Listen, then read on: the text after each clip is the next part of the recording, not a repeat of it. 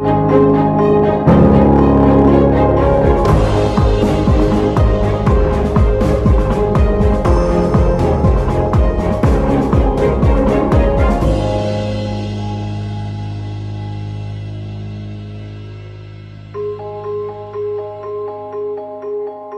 buenas noches, nos encontramos en el evento que auspició el día de hoy Madrigal, Ayala y Estrada Consultoría Laboral y Corporativa Sociedad Civil, a lo cual agradecemos muchísimo la invitación a esta importante conferencia que fue de expectativas de las nuevas propuestas en materia laboral y su impacto en materia de seguridad social y fiscal.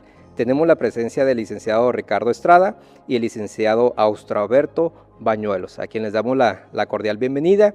Y vamos a iniciar primeramente con el licenciado Estrada. Después de la conferencia nos estuvo platicando que las salas de conciliación y arbitraje actualmente en México van a desaparecer o tienden a desaparecer. ¿Qué es lo que está pasando actualmente con este nuevo gobierno? Bueno, desde antes de este nuevo gobierno ya se habían, el año pasado se hubo una reforma a la ley, más bien a la Constitución, en el artículo 107, básicamente el 123, para que desaparecieran las juntas de conciliación y arbitraje y fueran sustituidas por lo que ahora sabemos en la iniciativa que se está viendo, serían tribunales laborales. En donde estaría integrados por un juez con sus secretarios y en una composición distinta, puesto que las juntas de conciliación pertenecen al Poder Ejecutivo y realizan labores judiciales, ¿verdad?, al resolver conflictos, integrados por un representante obrero, un representante patronal y el representante de gobierno, que de alguna u otra forma esa integración tripartita es la que se ha encargado de tomar las decisiones, dicen por ahí, a verdad sabida y buena fe guardada, sin regirse a situaciones rigurosas desde el punto de vista legal. Sin embargo, con esta reforma se pasa al Poder Judicial todo este tipo de procedimientos, en donde pues ya habrá otro tipo de argumentaciones o de principios bajo los cuales se van a estar resolviendo los conflictos laborales. Se establece se hablaba pues de que había algo de corrupción con las otras, que se había rezagado mucho el trabajo, una serie de situaciones ahí que valoró el Estado mexicano y para hacer esta reforma, ¿no? Se reformó la Constitución y actualmente está en vías de reformarse también la Ley Federal del Trabajo para aterrizar precisamente esas reformas. Aquí va a ser muy importante que todos los patrones estén muy atentos. ¿Estos cambios cuándo entrarían en vigor? Bueno, de acuerdo a la dinámica que se ha seguido últimamente con las ratificaciones de los tratados internacionales, el convenio 98-IT, el reciente firma del tratado, ¿verdad?, el TEMEC, pues se habla del compromiso para que se continúe con la dinámica de la reforma y se supone que debe ser en un plazo pues breve. Se supone que probablemente ahora en el mes de diciembre ya se sepa algo, pero debe ser un tiempo breve ya para que de alguna u otra forma se haga la reforma y ya vimos algunos artículos transitorios que habla de la implementación del nuevo proceso en 3 años, de 3 a 5 años, dependiendo de la materia o si es federal o es local, tanto los centros de conciliación como los tribunales laborales. Otro de los cambios que comentaban en esta plática era la simulación de los contratos colectivos. ¿A qué se refiere actualmente esta famosa simulación que el gobierno federal está tratando de modificar a través de la ley? ¿A qué se refiere? Bueno, básicamente se habla de la existencia de contratos de protección, derivado obviamente de los abusos que las organizaciones sindicales estuvieron realizando. En algunos casos, no podemos generalizar, pero derivado de esa libertad que existía discrecional de los sindicatos, pues se establecieron algunas reglas no escritas de sistemas para evitar precisamente ese abuso. estableciéndose en algunos casos contratos que la autoridad denomina de protección, en donde desde los gobiernos anteriores, no con este que inicia, sino ya se criticaba toda esa situación, y por la presión de los organismos internacionales, las ratificaciones de los convenios y los tratados que hablan de la libertad sindical, de la libertad de organización, de la no intervención de los patrones, ¿verdad?, en las organizaciones obreras, y que los trabajadores tengan certidumbre de quién es su directiva y qué contienen los contratos colectivos, pues se han establecido una serie de reglas en el proyecto de ley que está circulando actualmente, en donde se pues trata de terminar con esa simulación de contratos colectivos. Entonces es básicamente como que tiende la dinámica a pues evitar ya la existencia de ese tipo de contratos que pues de alguna u otra forma la autoridad estima que y los organismos internacionales y muchos de las entidades locales pues que han sido un freno para que los trabajadores puedan tener mejores condiciones. Entendemos que todos estos cambios es para mejorar la operación de las empresas, para mejorar la relación trabajador-empresa. ¿Todo esto viene a mejorar o cómo lo están viendo ustedes especialistas en materia laboral? Bueno, se supone, de hecho, los motivos para que se den estos cambios es precisamente clarificar o hacer más clara más legítima, ¿verdad?, la revisión de los contratos colectivos, que los trabajadores realmente estén representados por quienes ellos eligen, okay, y que también participen en la creación o la modificación de sus contratos colectivos mediante el voto secreto y personal. Ok. Una última pregunta. ¿Con este nuevo cambio los trabajadores o los patrones tienen alguna afectación? Bueno, pues se supone que los contratos colectivos de alguna u otra forma son un medio para equilibrar los factores de la producción. En el momento en que pueda los tratados, el TEMEC en este caso y la declaración de los principios laborales del 1998 de la OIT, de alguna u otra forma establecen que debe de privilegiarse, facilitarse, promoverse la contratación colectiva, porque de esa manera se entiende que los trabajadores elevarán su nivel de vida, equilibrarán los factores de la producción y al elevar su nivel de vida pues es un beneficio para toda la sociedad. Pues normalmente los patrones tal vez no les agrade mucho que se abra esa situación, pero en general las empresas que son pues, socialmente responsables pues están conscientes de que si hay una libertad de contratación entre empresas y trabajadores, sin que afecte realmente a la empresa, si el sindicato toma en consideración la posibilidad que tiene la empresa para dar, ¿verdad?, lo que ellos piden, sin que sea exagerado, pues puede ser una cuestión positiva, ¿verdad? Okay. Porque de alguna otra forma los trabajadores se ven beneficiados al tener pues mayores prestaciones y que la empresa esté en capacidad de darlo. Es muy criticable muchas veces cuando el gobierno quiere imponer ciertas reglas para todos, porque no todos los patrones pueden soportar pues las mismas condiciones. Lo vemos, por ejemplo, ahora con el aumento que se habla el doble del salario mínimo. Hay muchas empresas que desafortunadamente es probable que no puedan soportar esa nueva carga, pero hay otras que probablemente la pueden soportar.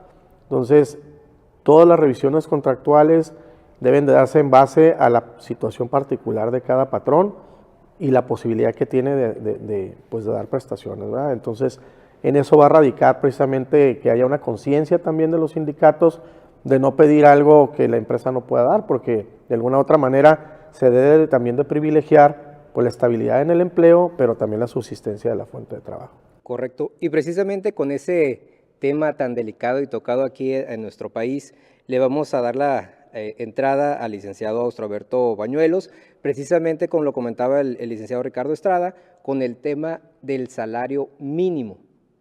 Hemos escuchado muchísimo que en 2019 vamos a tener el doble del salario, pero ¿eso qué significa?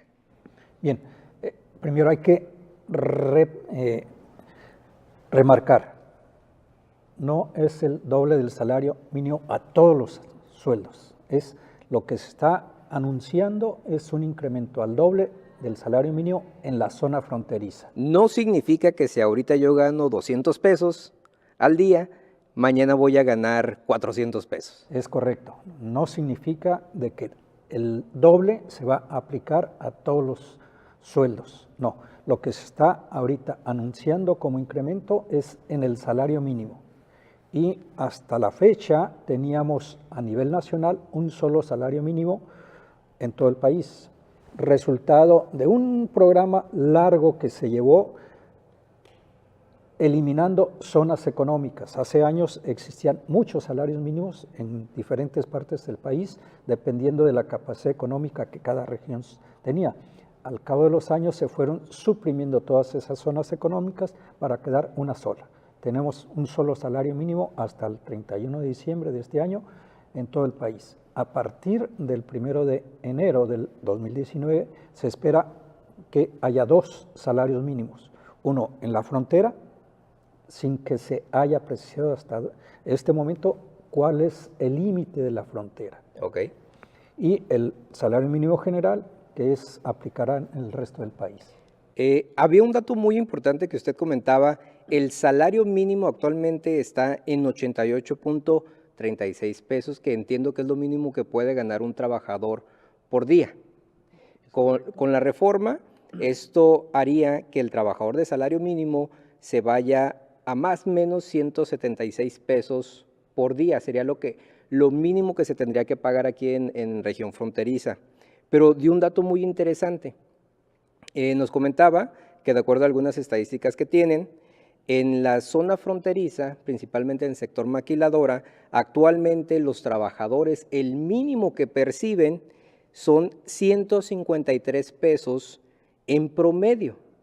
Esto significa, con lo que mencionaban, si el incremento se pretende que sean a 176 pesos, pues realmente entiendo que ya hay un pequeño diferencial para cumplir con esta nueva obligación. ¿Qué impacto tiene esto en el sector laboral? Bien, cuando se mencionó el pago de 153 pesos, se refiere al sueldo sin prestaciones, porque en adición a esa cantidad, el trabajador recibe una serie de prestaciones de previsión social, prestaciones económicas, bonos, en fin, que le lleva a tener un ingreso diario de por lo menos de primer ingreso de 230 y tantos pesos. Realmente el sector maquilador ya está pagando tanto por cuota diaria más prestaciones una cantidad superior al doble del salario mínimo. Las empresas maquiladoras y empresas medianas no van a tener una repercusión económica en ese sentido porque ya lo están cubriendo. Ok, entonces realmente personas que al día de hoy deben verificar su nómina y si ellos actualmente están arriba de 180 pesos, significa que el siguiente año no van a recibir ningún aumento porque ya están arriba del doble. No necesariamente.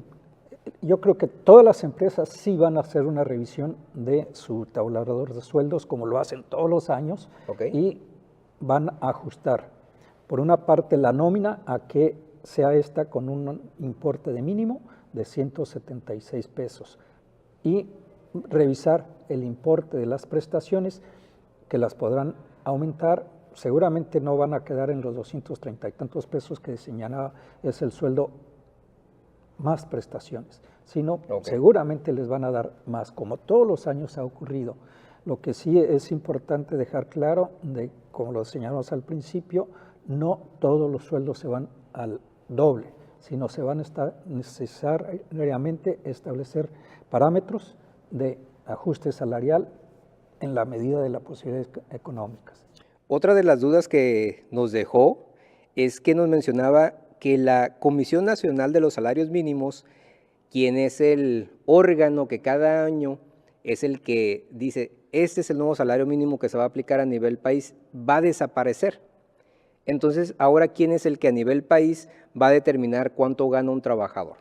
Bien, la desaparición de la Comisión Nacional de Salarios Mínimos son propuestas que se han dado tanto dentro de la Cámara de Diputados, en el Congreso de la Unión, que han señalado supuestas fallas de esta comisión. Lo cierto es que, desde mi ángulo, la comisión ha cumplido su función según las necesidades de cada periodo. Okay. Hubo una época en que hubo necesidad de ajustar, por decir, el incremento del salario mínimo a índice de precios, no más allá, porque se necesitaba reactivar la economía, dar posibilidad de que el patrón invirtiera sin que el salario fuera un costo significativo. Estuvo amarrado, sí, en ese sentido, pero en los últimos años se estableció una línea donde se iba a desvincular el salario de la inflación, del incremento de los costos. Por eso se creó lo que se llama UMA, la unidad de medida y actualización. Medida y actualización, donde ya por ella ya los incrementos que se han dado en los últimos años al salario mínimo ha sido por arriba del nivel de precios. Esa era una tendencia positiva apoyada por todos los sectores integrantes de la comisión. Ahora, volviendo a la pregunta inicial, ¿qué va a suceder? Va a depender de qué se decida respecto a qué organismo va a crearse. Definitivamente no puede ni debe dejarse la fijación del salario mínimo en una persona. Debe ser un cuerpo colegiado donde converjan los estudios, los análisis que tiene el impacto del salario mínimo, porque no nada más es beneficiar al trabajador, sino recordar que tiene un costo en las empresas. Okay. Y eso hay que considerarlo. Son dos efectos que tiene: mejorar la vida del trabajador, pero también al empresario le significa un costo. Y tiene que buscar un equilibrio en esos dos elementos para que el salario mínimo cumpla su función.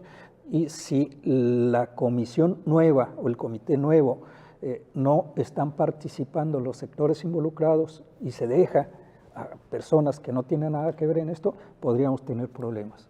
Correcto. Licenciado Ricardo Estrada, para finalizar, ante esta expectativa de reforma laboral, las empresas, los patrones, ¿qué deben de hacer? Bueno, pues básicamente cada empresa pues va a tener que revisar su situación. Sobre todo lo que inquieta mucho, mucho más, digo, en la parte de los salarios, se están pues revisando sus nóminas, ¿verdad? No sabemos cómo vaya a venir el tema, es lo que comentábamos hace unos momentos, en el sentido de que, bueno, ¿cómo va a considerarse el mínimo? El mínimo se va a considerar el ordinario más bonos, y probablemente ahí ya no haya problema, porque algunas empresas tienen un salario ordinario, digamos que es el mínimo más el 20%, 30%. Correcto. Entonces están con el temor de que les tengan que aumentar la base del ordinario y más los bonos que tienen. Entonces sería esperar pues a ver cómo viene el concepto de que, porque la ley habla de la integración del salario del artículo 84 y dice que es por las percepciones y todo lo que el trabajador devenga por su trabajo. Entonces habría que ver en qué términos viene pues ese decreto, ¿verdad? Que en un momento dado surja, o la decisión de la Comisión Nacional de Salarios Mínimos. Correcto. En la parte colectiva, pues igual, de la misma manera, ¿no? Se supone que sí viene una apertura y reglas más específicas para una democracia realmente y una claridad sindical. Y pues habría que ver, ¿no? Habría que ver entonces cómo vienen las reglas para pues irse adecuando y cumplir definitivamente con la ley. Cuando ya estén publicadas estas reglas, definitivamente tenemos que regresar con usted para que nos explique a detalle cuál es el siguiente paso que tenemos que hacer. Licenciado Ostroberto Bañuelos, para finalizar, ¿alguna recomendación como trabajador, como empresa? ¿Qué debo de esperar o qué debo de prepararme para el siguiente año ante estos cambios en el salario mínimo que se pretende realizar? Bien, ya lo comentaba Ricardo, respecto de las empresas, tienen que revisar una por una, porque los efectos varían, son diferentes. Deben de revisar su nómina, deben revisar lo que es el costo de su nómina, de su personal. Hace rato comentábamos de que es, por un lado, beneficio a los trabajadores, por otro lado, costo a las empresas. Y dentro del costo, algo muy pesado no es tanto el salario, sino lo que trae por detrás, que son el pago de las cuotas de seguro social, el pago de Infonavit, que es una carga significativa para la empresa, lo cual les impacta negativamente. Los trabajadores no se deben de engolosinar con lo que reciban de más, deben ser una recomendación de toda la vida, ser cuidadosos con sus ingresos, gastar en función de lo que reciben, porque si no lo hacen, no les va a servir de nada cualquier beneficio. Yo creo que con ese último comentario vamos a cerrar la plática de este día. El nuevo gobierno nos está dando un comunicado de apretarnos el cinturón y yo creo que esa es una muy buena recomendación para todos nuestros amigos que nos están viendo, como en casa. También ese cinturón no lo tenemos que apretar dentro de familia, ¿no? Para tener una mejor economía familiar. Pues muchísimas gracias por habernos acompañado, licenciado Ricardo Estrada y licenciado Austraberto Bañuelos. Muchísimas gracias y muy buenas noches. Gracias. Buenas noches, gracias.